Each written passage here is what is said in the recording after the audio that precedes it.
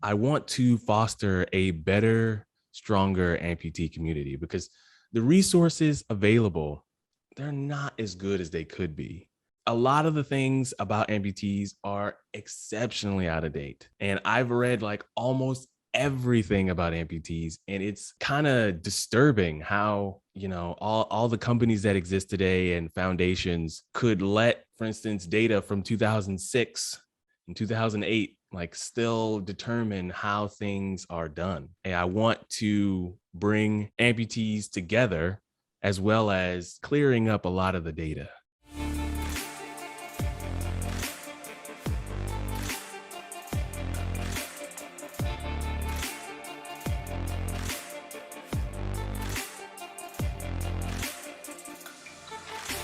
Hello and welcome to Say Hi to the Future, a podcast aimed at highlighting the human side of ingenuity.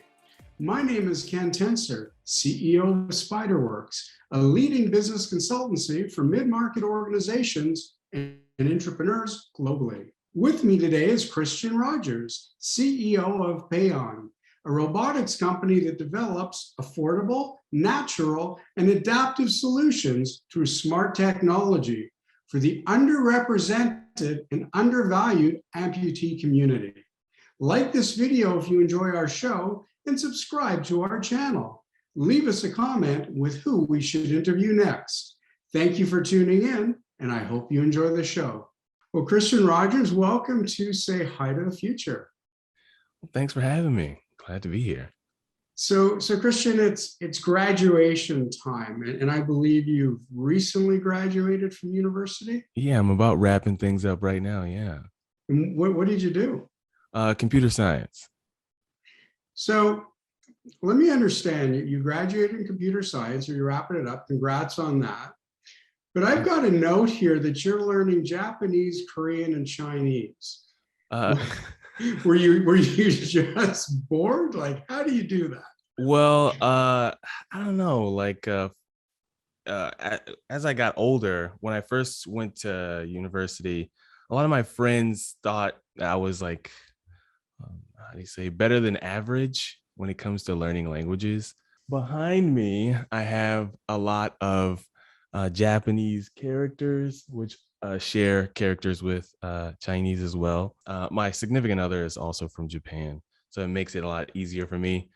Just names of things around the house, just to build up that vocabulary or whatever. I don't know, something I've always found interesting and that I'm drawn towards. That's cool. And I joked about it, but you know what? Languages are amazing because the source of them and how they represent and the symbolic nature of different languages truly fascinating. So kudos on that for you. So Cristian, one of the things you say, and I think it leads into we're going to talk a lot about this company you started in your spare time in university with your languages. This award-winning company. But you say something which I think really resonates. I'm just a guy who wants to make a difference in people's lives. How do you come by that? Was it sort of like a natural thing for you, or? It came to me through a lot of hardship, because like growing up, it was unfortunate to experience a lot of unfortunate things that a lot of people in our society today go through. And through all of that, I didn't really have anyone to help me through those things. And so I was like, just really in the dark, like, am I making the right decisions here? And looking back, I did not make the right decisions. I could have made some better ones, but yeah, having that guide would have made my life a lot easier along those years. And I feel like if I can be that person for someone, just, adding a little something there, adding a little something here, I think I can improve someone's life, even if it's a small amount. And how I came to wanting to help, well, I guess we'll get into that. Well, that's okay. But no, I think it's an amazing thing. And I know that you've tutored. Is mentoring sort of part of the tutoring formula?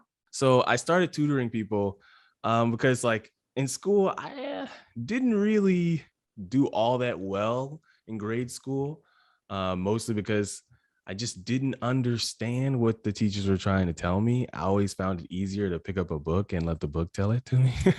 So when I'm in class, I just couldn't get it. So I had a few friends and family friends and stuff like that who had troubles with some things that I thought I was good at. So I would help them with that. Very, very cool. It's amazing. I mean, because you're talking about helping people and things that you weren't, maybe as good as at that you wanted to be, but you're incredibly accomplished. I mean, you started a company in university as you were studying those three languages. It's called Paeon. It won the first prize at, and you'll explain this to us, first prize at the CSUDH Innovation Incubator. So first, what is a CHUDH Innovation Incubator? And then tell us about your company. So the incubator is the CSDUH or CSUDH it's California State University Dominguez Hills. That university is in the south of Los Angeles. That's why it has the weird series of characters or whatever. Yeah, I actually was recommended to participate in this a while back. The incubator that was hosting it and the investment firm that helped host it or whatever, they originally was supposed to have it last year, and it didn't end up happening because of COVID restrictions and whatnot. And so, but I'm glad, because at the time I was pretty busy doing a lot of things, trying to figure out ways to protect Paeon's inventions and stuff like that. So I was like pretty swamped with a lot of things. Also, I had school, so I was not. I would say I was not ready. So Okay. I'm pretty thankful that it got delayed, because it gave me a lot of time to clean things up in my life. That's actually the first time I'm ever participated in a competition like it or anything like that. So So you're one for one in terms of wins. yeah, That's pretty yes, cool. yeah.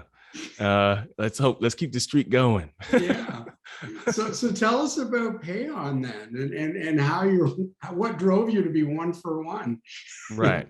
How I started Payon was I was actually almost an amputee once in my high school years. Well, actually, right around the time where I was graduating high school, almost became a bilateral femoral amputee, which is losing both legs at the knee, because I was crushed by a 500 plus pound tarp roller, which, yeah, Wow. it was quite the experience, I would say. And at the time, like, I was doing a lot of things. I was like, doing swim and water polo at the time.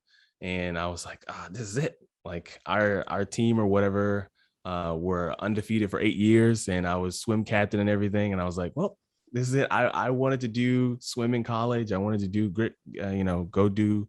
I wanted to be an Olympian at one point in my life.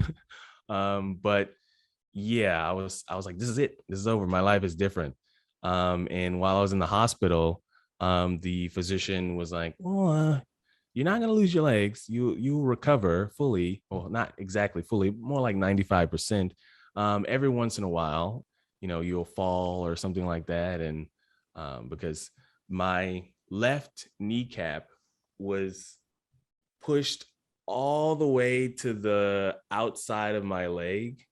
And I'm lucky that it went back on its own and it didn't wasn't completely ripped off of my body or anything like that. But I was lucky enough not to become an amputee. And during the recovery process, that's all I could think about. So I went through every possible Googleable thing about amputees, read countless books and whatnot. I was also coincidentally going to Southern California, or California at all, really. There's one program at Cal State Dominguez Hills to become a prosthetist or what's it, orthoticist. And I was going to go there, but I ended up starting Paeon instead because I really wanted to, help the community that I was almost a part of.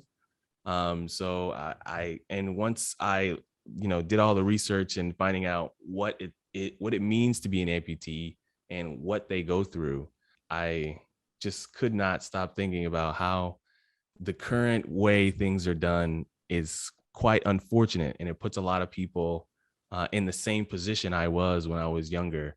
Like, I don't have any help, right? I need someone to like at least give me a hand here. A lot of these things are out of my control, and they don't have to be. Wow, what an unbelievable story. I mean, one, very grateful that you were able to come through with a different outcome. Must have been incredible. That I can't imagine, going from these potential Olympic dreams to wondering what life was going to be like, and you rebound in a way that just wants you to help change people's lives for the better. That's an amazing thing. Is that something that's sort of been a part of you, or was that a revelation in the moment? Or I wouldn't say it's always been a part of me. Well, okay, so a little like history about me, I guess. I have two brothers, a younger one and an older one. And my mom would always say, like, your younger brother's always helping you. Why don't you help him? I'm like, well, when he can't do what he needs to do, then I'll step in. I'll wait until like, something that he cannot control is acting against him, and then I'll give him a hand. And it's always been that way for me. So it's like kind of like just like if I feel like there's injustice, kind of like want to do something about it. I get restless. Yeah.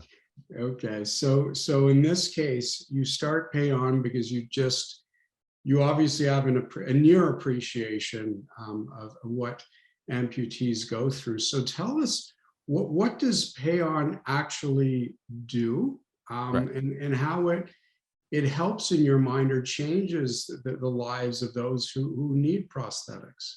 So something that I noticed while doing all this research, when I was recovering the first time I almost became an amputee, I noticed that the way the process that amputees have to go through in order to get a prosthesis, it's like unbelievable. It could take up to 18 months to get a prosthesis. And then the cost could be up to $120,000. Wow. So it's like, why are we like making people pay so much for something that, everybody else, is born with? The way I like to put it is, imagine, you're on Amazon, right? And, you're looking for a pair of pants and you find those pair of pants. And when you go to checkout, Amazon says, it's going to be 6 to 18 months before you can get those pants. And it's going to cost you $50,000 to $120,000. You go, are you insane? I don't want those pants. I'll go without. But I guarantee you, life without those pair of pants would be a hell of a lot more difficult. Mm-hmm. So like for a lot of people, they've never seen an amputee before or something like that. So it's hard to, relate. So I think a prosthesis and a pair of pants are very close in how important they are. Yeah, Paeon wants to make prostheses more affordable, natural, and adaptive. What that means is bring the price down as low as possible, while still allowing us to, make great things. And then the natural side of it is I want there to be a prosthesis where it will learn with you, right? And it will feel like a natural hand. So like in the sense of its movements, no, how do you say, stuttering or something like that with the motions, no jerkiness and stuff like that. That's the natural side. You can be very slow and precise with your movements. That's what I'm trying to build here.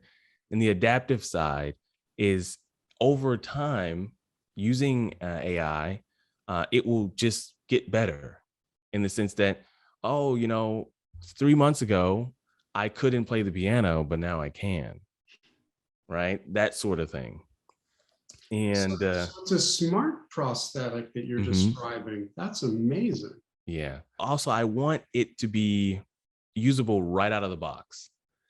So there's no measurements, there's no prosthetist visits.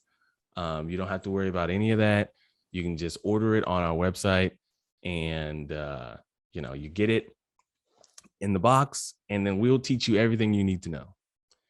So, and then over time, yeah, in the beginning, the way that we are wanting to do this, it will be tough for most people because it's a new system, and they're used to having to go to the prosthetist and having the prosthetist program certain functions into the prosthesis.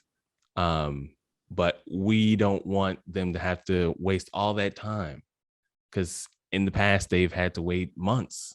And some insurance companies tell amputees that they don't believe that they deserve a prosthesis, which when I was doing my interviews for to make sure that people would want to use this, a lot of people were very upset that the insurance company was a very large barrier.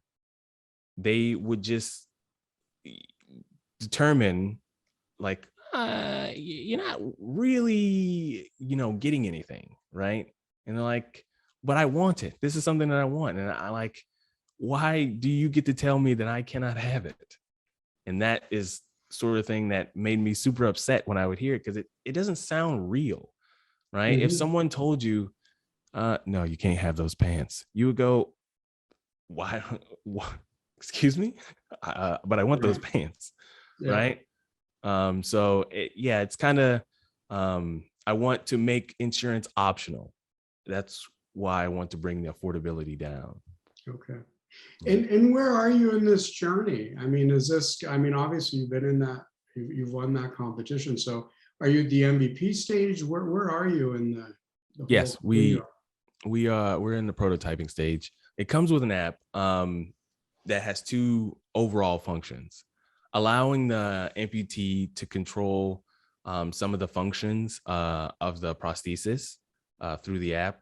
Not saying that they will have to use the app to use the prosthesis. It just gives them, an option to, for instance, since this doesn't require any measurements, you can take it out of the box, put it on, and once you turn it on, it will adapt to your residual limbs shape. So Mhm. you don't have to worry about any measurements in that regard. So because of that, on the app, you would have the ability to, for instance, release the prosthesis or something like that. But they can always do that from the prosthesis itself. So Right, that's right. that's one side of the app. And the other side is I want to foster a better, stronger amputee community, because the resources available, they're not as good as they could be. A lot of the things about amputees are exceptionally out of date. And I've read like almost everything about amputees, and it's kind of disturbing how, all the companies that exist today and foundations could let, for instance, data from 2006 and 2008 like still determine how things are done. And so I want to, bring amputees together, as well as, clearing up a lot of the data. So I want the second half of the app to do that. So when you talk about doing things differently or clearing up the data, can you give me an example? Like what are some of the things that have changed in the last 16 years that can apply to a better prosthetic? Right. So one huge thing is the technology, right? not every amputee knows what is actually available to them. So they might, believe that, oh, this thing that is super expensive is the only option that I have, Right. when they aren't aware that there is something a lot cheaper or a lot better suited for them, in a different location that they might not have access to because of, where their insurance company operates and all those other things, right? And also just how many amputees are there? Like, everyone's been using this 2 million number for like the last 10 years. And there's got to be more amputees than that. Hmm. So amputees will have the option, to tell us, any information about them, that they want, so we can better collect, you know, who really is out there, right? And that way, every year we'll have a better idea of who's out there and how we can help them. So, That, it sounds really critical. The way you're describing it, and I'll be honest, I've never thought of it that way. I mean, it's amputation, especially the way you described it. It's an event or an incident that sparks it versus I get a disease and another million or 100 million people have that disease, and it's very well studied as a disease state. This seems to be treated as a one-off and then go and deal with your life. If I'm, and that may be too cold of a way to put it, but you seem to be saying, look, and I get it, we need to support one another. We need to share information, not just technical information, but I'm sure psychological, social, emotional information. absolutely. And I think that is a perfect way to put it, because a lot of people, a lot of amputees, believe that the world really romanticizes, like, for instance, an amputee getting a new prosthesis, or a child getting a new prosthesis or something like that. And a lot of amputees believe that, well, stop focusing on, the one person rather than all the people, right?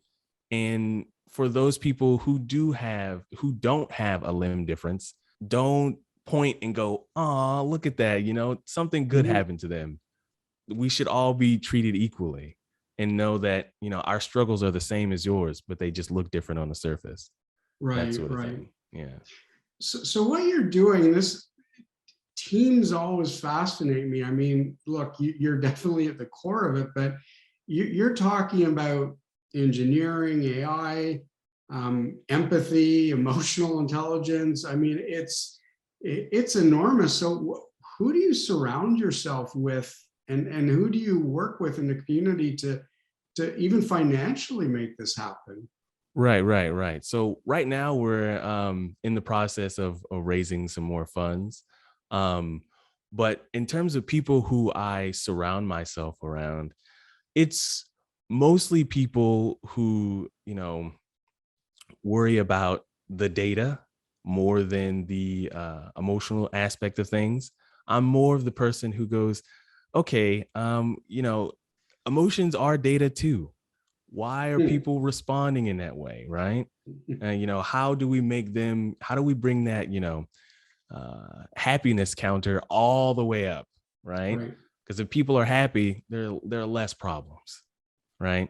But a lot of the people who I spend time around, they're the ones who are really always asking me, well, what more can be done? We know you have all these, you know, ideas and stuff like that. What are you hiding from us, Chris? We know that you got something up your sleeve. And I'm usually that guy. So, and in terms of, where I am going with this, you just gotta wait and see. Wait and see. Okay. But it's more than a passion. It's more than a university. This seems to be your life's commitment. But at this point in Absolutely. time, your life's, so Hey, I'm a little I older than you, so life can Yeah, But I I definitely mean that in a understand very that. good Yeah. way, that you are exiting, or you're finishing up university, and this is your commitment.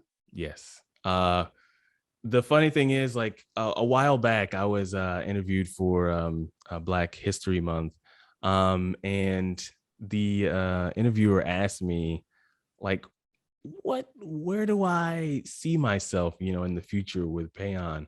And there isn't a world, a realm, a dimension where I'm not spending the rest of my life at Mhm. Paeon and trying to help people.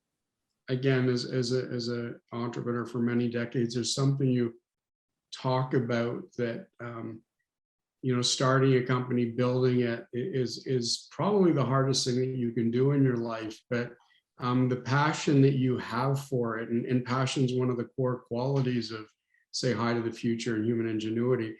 That is a differentiator.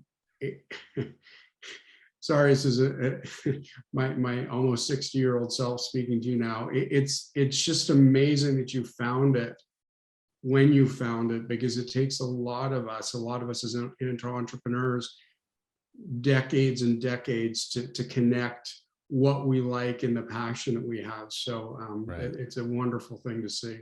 Yeah. At this point, I've almost become an amputee twice.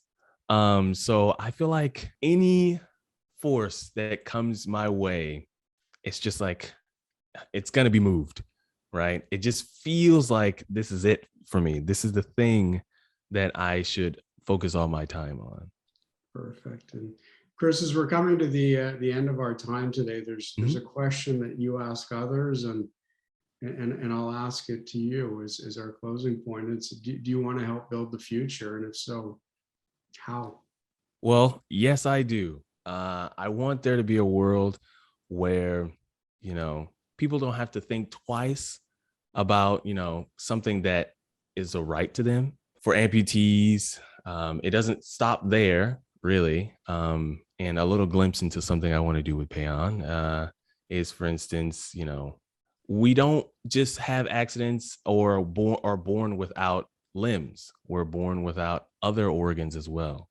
So I want to make sure that, that future is very bright for anyone who has, a body difference. That is a great passion, and that is a great path to put your life on. So thank you, Cristian Rogers, Payon. Thank you so much for being on the show today and sharing your journey with us. Well, I love this experience, and this is the first podcast I've been on, so I guess you can count me, 2 for 2 because it's a win.